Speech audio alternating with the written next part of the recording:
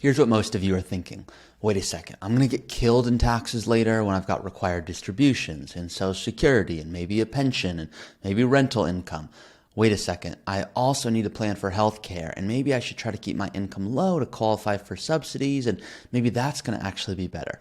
My job today is to tell you and really show you which one you should select based on your situation. And as you can imagine, yes, it depends, but I don't want to just leave you with it depends. It depends, but here's also what you can do about it. So more often than not, I'm going to simplify it for you and here's the answer and then I'm going to show it to you. So more often than not, if you have huge required distributions that are going to come and you're retiring at 63 or 64, you're certainly going to want to prioritize the subsidies because we've only got a few years before Medicare kicks in. That's number one. Your tax planning window is not as long as someone who's retiring at, let's say, 55, who has plenty of time to possibly do conversions, then maybe do a subsidy, decrease their income. They've got more strategic ability to play around with it because of how early they're retiring. In addition to that, if you do not have big required distributions coming, you've saved and invested well, but it's not going to destroy you in the future, well, you very well might want to prioritize conversions even if you are in your early 50s, mid 50s, etc. So I'm going to show you an example so you know what I mean when I go through this with you today. If you don't already know, my name is Ari Taublieb. I'm the certified financial planner. I am the host of the Early Retirement Podcast, and I'm the vice president at Root. If you're looking for more guidance on everything regarding tax planning, so Roth conversions and harvesting, investing, how much income can I create over the next 30, 40, 50 plus years, specifically estate planning, and I'll joke with people. I go, what's your estate plan? They're like, I have a trust or I have a will. You know, they say it kind of cool. I go, that's cool. What's your estate plan? They're like, I just told you. I go, no, you just told me a bunch of documents. What's your plan to not be 75 with $10 million wishing you spent more when you had your energy and your health? And they're like, huh? I go, what's your plan to effectively give to your children if it's going to minimize your future tax liability? They're like, huh? I go, estate planning is really a tax question. So investment, tax, healthcare, withdrawal. What account do we pull from? Where should we pull from? If you're looking for all this type of guidance, I invite you to subscribe. And this is why I love doing it. So thank you guys. And here's really, if you don't already know, I brought on a healthcare expert to talk about when should you prioritize healthcare subsidies versus Roth conversions. You can see that right here. Today's going to be more of a specific example for you. So I invite you to not go anywhere because you're going to want to see this. But if you want to see us talk high level about, okay, when should you prioritize, when should you not, this is great. The one big mistake that people make that came out of this that I want to make sure you're aware of, too many people try to keep their income so low to qualify for subsidies that you end up falling in the Medicaid bracket, which you do not want to do. So just FYI. I also have a long case study right here that's 20 minutes long where I talk about which one should you prioritize using my super duper fancy software.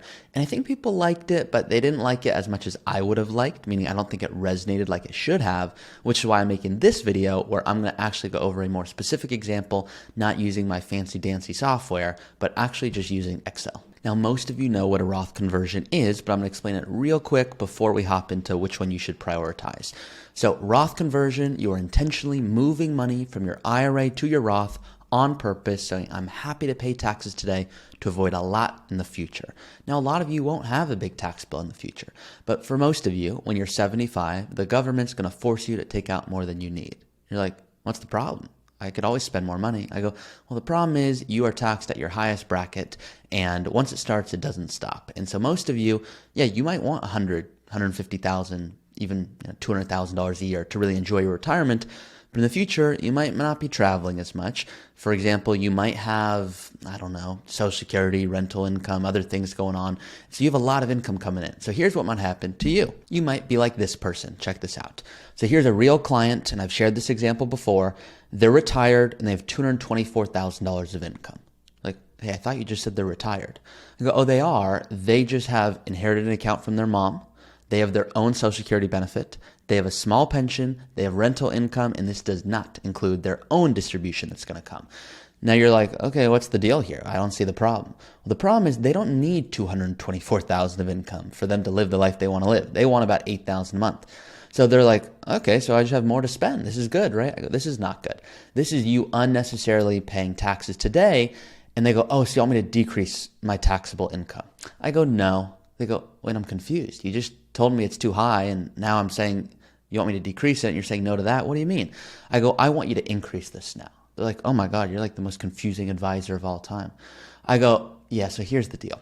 You're right, it's too high, but these brackets are relatively low. So what I want you to do is I want you to do Roth conversions to take advantage of, at a minimum, filling up these brackets, the 22 and 24, which are going to become the 25%. It's so that you don't pay taxes in the future. And they're like, oh, so increase my income, but do it on purpose right now so in the future I'm not killed. I go, yeah, that's level one. Level two, and a lot of you are aware of this, is you're going to have a new tax bracket system that applies to you. And these are called Medicare premiums. Specifically, they're called IRMAA surcharges. So someone's like, okay, this is kind of cool. So like I make more money, let's assume I've got $210,000 coming in. I pay a little bit extra every month to my Medicare Part B and Part D, which only applies once you're 65.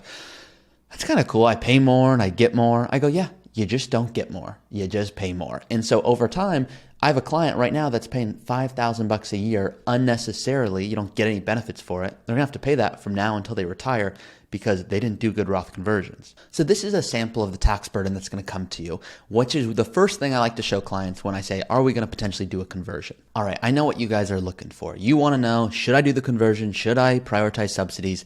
Okay, look at this. So here's what prompted this. Once again, this is the discussion I had with Cole on subsidies or conversions, what's better for an early retirement. And you can see the comments here very clearly. Hey, thanks for the video. Hey, Ari, good content, but I was looking forward to a couple case studies to really detail the financial math, the return on investment, ACA subsidy versus say RMD minimization, but skipping the subsidy, i.e. the financial cost benefit analysis of creating lower income for subsidy versus minimizing RMD income and skimping the subsidy. So I'm going to go through that with you now. I know that's what you guys are looking for. So to do that, I've got a lot of stuff here, okay? You're welcome to pause the YouTube video now and read this, but I'm going to go through it with you, so I invite you not to. As you know, my job is to decrease the fluff. There's a lot here I'm going to explain, a lot I don't want you to worry about, and a lot I do want you to worry about. Right off the bat, here's what I want you to do. So I'm going to zoom in for a second.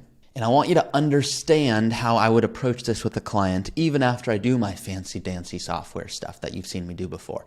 So let's assume your target MAGI, which stands for Modified Adjusted Gross Income, is $52,400, meaning here's the amount of income that's going to help us optimize. And you're like, why that? Just picking a sample here, okay? Let's assume we want $52,400. That's the target amount of income that we're trying to generate to either take advantage of subsidy or do a conversion. That's what we're shooting for, okay? So there's that number, but let's assume we're also taking the standard deduction, which this year, $29,200. That means your taxable income is $23,200. What are you actually paying taxes for? Now, some of you are like, wait a second, what if I itemize? I go, well, if you itemize, it'll be higher. It depends on mortgage expenses and healthcare, and there's a lot that goes into it, just keeping it simple. So what a lot of you are wondering is, how do you do a conversion? Well, let's assume you've got that superhero account I talk about, where you've got a taxable account, it's growing, there's dividends, there's interest. Let's assume you have $17,000 of interest and $3,000 of dividends that are not qualified. I'm going to assume no unemployment income, no short-term gains, but I'm going to assume you have some capital losses. And most of you do if you're being good as an investor and taking advantage of losses when they come in, and there's no salary. So think about it like, here's someone who's 55 years old, they retired, they want to know, should I optimize? Should I do conversion? Should I do healthcare subsidy? How would I think through this? Well, we could show them right now what's the conversion on paper we should do, and it's this right here. It's $35,400 is the optimal conversion if we want to stay at a certain threshold to essentially take advantage of maybe a healthcare subsidy, but still do a conversion. So sometimes the answer is both. Sometimes it's, yep, do a conversion to get up to this bracket and then make sure that you take advantage of this level of subsidy. Sometimes it's, nope, you should do all conversion. Sometimes it's, you should do all subsidy. It depends. Now, let me show you an example. I do it really slowly like this on purpose because if not, you won't understand it, and this is what I care about. Before I show this to you, my dopey joke, of which a lot of you have heard before. I went to the doctor, this was months ago, and I said, hey doc, that sounded great. I think you think that sounded great.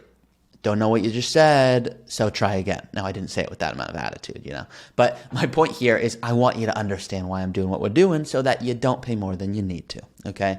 The doctor eventually was like, hey, actually, thank you for saying that because most of the time I think that it's resonating, but I don't know. I go, oh, with me, you'll know. So example one here. let's assume you're Sarah. And I just wrote it out super simple, okay? Your name's Sarah, you're 50 years old, you make $60,000 a year, and when you retire, and some of you are like, when is she going to retire?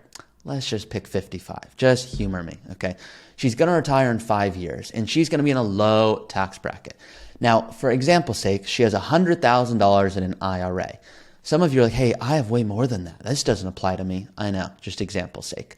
So she has $100,000 that's growing. It's going to keep growing. Great. She really shouldn't be worrying about required distributions, okay? You would think that naturally. Now, let me show you an example.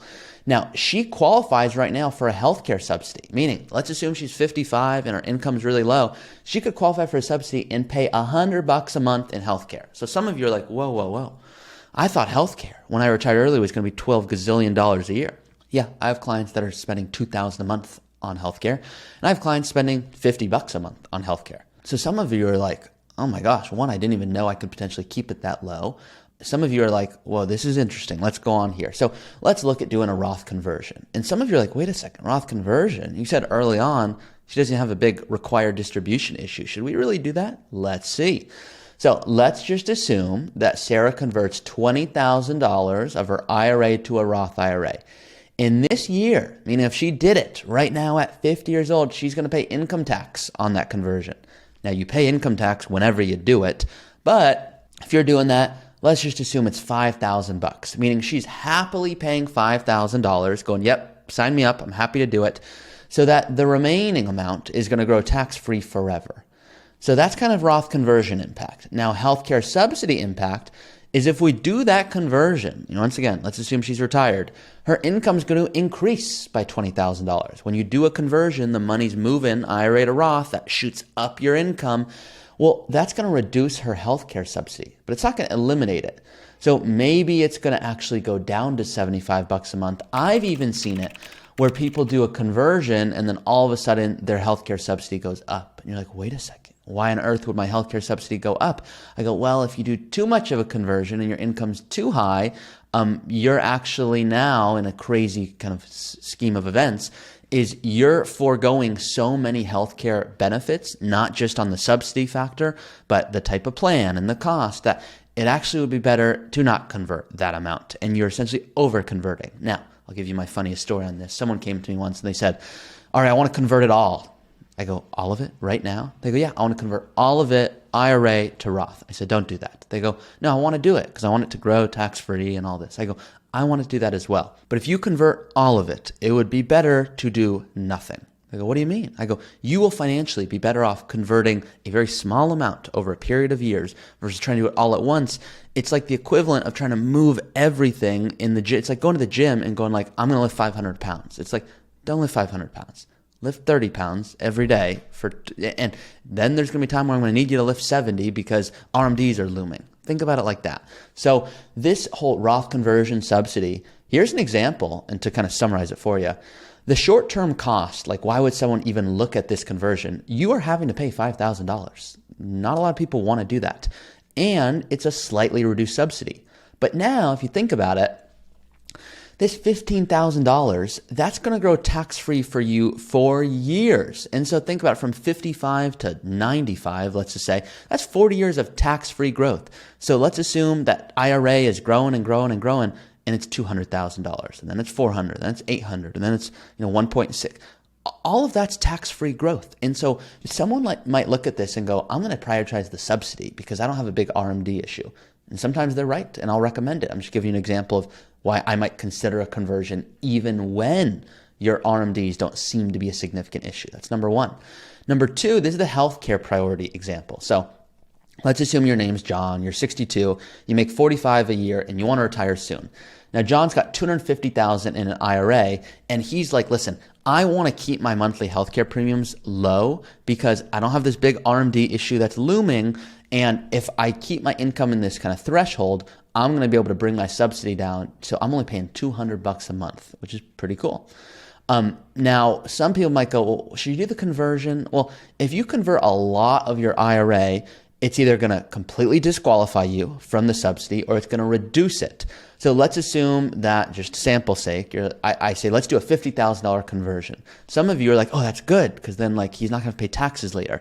Yes, but now his monthly premium is $800 versus $200, and that $600 a month could have been doing a lot more for him. So the conversion would have given him more tax-free money. Is the loss of the subsidy worth that? In this example, probably not. Now, there's a lot of factors. Is John going to keep working? How much does he need in retirement? Like we are right now like skipping forward to, hey, this is assuming you know how much you want to spend, what retirement looks like, what are you going to do in retirement? All of that stuff's equally important to this stuff. So the immediate need for health insurance, in my opinion, would outweigh the benefit of doing any conversion. You can definitely visit conversions later. So let's assume, and I try to keep it as simple as I can for all you guys, because it does become a lot and it's really quickly, and I recognize that, is once your 65 Medicare is on, so Medicare is turned on, you can still do conversions. You could do conversions if you wanted to, even in your 70s. Does it make sense to? Normally, no, unless you have a crazy tax bill. But for most of the time, most of you guys, if you could do, like right here, John in that example, he could prioritize the subsidy, turn 65, has Medicare on, do Roth conversions, wait to collect Social Security until 70. That still gives him 5 good years to do conversions if he wants to. So the point here is it's not black and white. This is a very basic way that I'll like looking at it with clients. It has to go a lot deeper than this, but this is the type of planning that I like to do. Now, if you're wondering, oh my God, I don't even know where to start with healthcare and all this stuff, contact Lindia. I have an ebook on health insurance. You can see it right here, and you can see it in the description of this episode where I go through more examples on this. So if this is the type of content you're looking for, I want to make sure you are optimizing this and not paying more than you need. Guys, if you can't tell, I love doing this stuff. So let me know in the comments, was this helpful? Do you want more content like this? This is your channel, it's not mine. So once again, guys, thank you for watching this video. If you're looking for a holistic approach designed to help tackle all of this, income and taxes and withdrawal and healthcare, that's why we exist, and we love doing it. So that is it for today, guys. If you need anything, please drop it in the comment. Let me know. I love looking at those. See you next time.